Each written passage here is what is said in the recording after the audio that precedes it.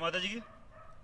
मैं महिपाल सिंह मकड़ा, श्री राजपूत कर्ण सेना का राष्ट्रीय अध्यक्ष। मेरे साथ मेरे प्रदेश अध्यक्ष हैं कर्ण प्रताप सिंह जी केडी बना, मेरे जिलाध्यक्ष हैं, और पूरी बीकानेर की टीम तैयार है। मैं बीकानेर पहुंच गया हूं और अभी पहले बीच में मैं लाइव आया था, थोड़ा कट गया था, थोड़ा नेटवर्क इशू है। मैं आपको बोलना चाह रहा हूं, कल ज़्यादा से ज़्यादा संख्या में 12:15 बजे बीकानेर कलेक्ट्रेट पहुंचे और हरिराम जी डूडी की जो पोती का जो प्रकरण है, उन्होंने पूरे हिंदू समाज से जो गुहार लगाई है, उनके पक्ष में आके उनका कंधा मजबूत करे, क्योंकि उन्होंने ये भी बोला है कि मैं अगर आप लोग नहीं आए तो हम लोग पूरा आत्मदाह कर लेंगे पूरे परिवार के साथ। और ये हमें मलाल रहेगा कि हमने हिंदू समाज में जन्म लिया है। ये बहुत बड़ी बात है कि कोई हिंदू अपने आप पे गर्व करने के बजाय शर्म फील करे।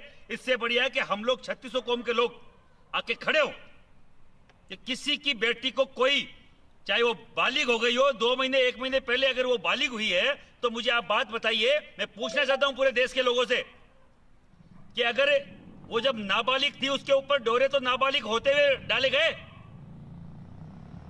उसके ऊपर अगर उसको फंसाने की जो साजिश है वो नाबालिग होते हुए करी गई है, तो उसमें ये केस तो उसमें लगना चाहिए। उसी मतलब ये केस तो एक बनता ही है उसमें। दूसरा, वो स्टाम्प दे रहा है 100 रुपए का, 100 रुपए के स्टाम्प पे शादी नहीं होती है। अगर कोई बोल रहा है कि शादी 100 रुपए के स्टाम्प पे है, यहाँ पे पूरे राजस्थान में जो जिस तरीके से वो कौन से वो धर्म से वो शादी करते हैं आजकल, आर्य समाज से, वो भी राजस्थान में बैन है। फिर इन्होंने शादी किस आधार पे करी है? जो 100 रुपए के स्टाम्प है, 100 रुपए के स्टाम्प जो अगर इन्होंने कोर्ट में शादी करी है तो कोर्ट के डॉक्यूमेंट्स अलग होते हैं। मैं बोलना चाह रहा हूं हर एक व्यक्ति से, आप सबकी जिम्मेदारी बनती है। ये हरिराम डूडी नहीं बोल रहा है।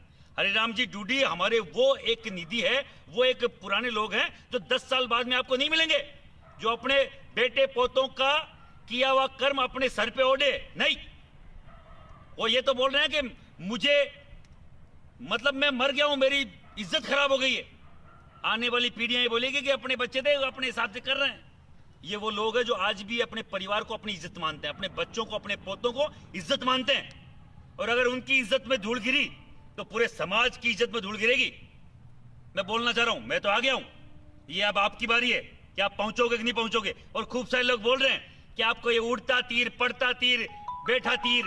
अरे भाई, हम बोलने का मादा रखते हैं और यहाँ आके लड़ने का मादा रखते हैं। उड़ता तीर लिया तो महिपाल सिंह और महिपाल सिंह की कंडीशन लिया है, और हम लोग निभा के दिखाएंगे इसको कि ये उड़ता तीर है। समाज के प्रति वो घृणा है, उन लोगों के प्रति जो विधर्मी है, जो हमारी समाज की बच्चियों को बरगला के लेके जा रहे हैं, उनके लिए सबक होगा ये जो स्टेप कंडीशन लिया है।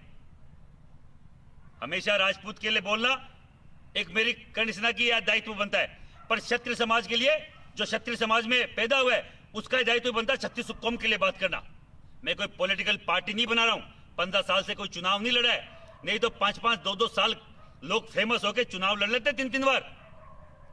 लाखों करोड़ों लोग हमारे कर्ण सेना के साथ हैं, पर हमने कभी पार्टी का रूप नहीं दिया इसको, और न कोई पॉलिटिकल एजेंडा है। ये किसी एक बुजुर्ग व्यक्ति जो मेरे हिंदू समाज का है, उसने आह्वान करा है पूरे हिंदू समाज से। कई सारे पागल लोग ये लिख रहे हैं कि राजपूतों को बुलाया किसने? अरे तेरे बुलाए पे थोड़ी आ रहे हैं, उससे बुजुर्ग व्यक्ति के बुलाए पे आ रहे, जिसने पाली पोसी अपनी पोती खो दी।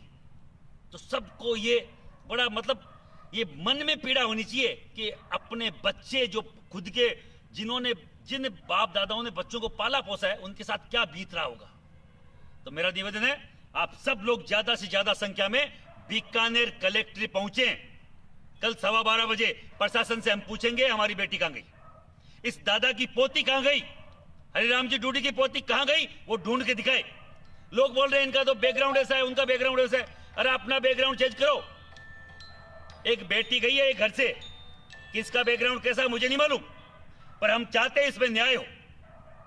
ये जो संविधान की अगर कोई बात आती है कि बालिका कहीं भी जाएगी, तो नाबालिग पे डोरे डालने का तो भी कोई जुल्म होता होगा, वो भी कोई जुर्म है। उसमें कोई धारा होती होगी कि किसी की घर में घुस के 1 साल तक नाबालिग बच्ची को आप बरगलाओ और बालिग होते ही भगा के ले जाओ। हम नहीं होने देंगे ऐसा। अगर वो अपने पैरों पे खड़ी होती तो उसको अपने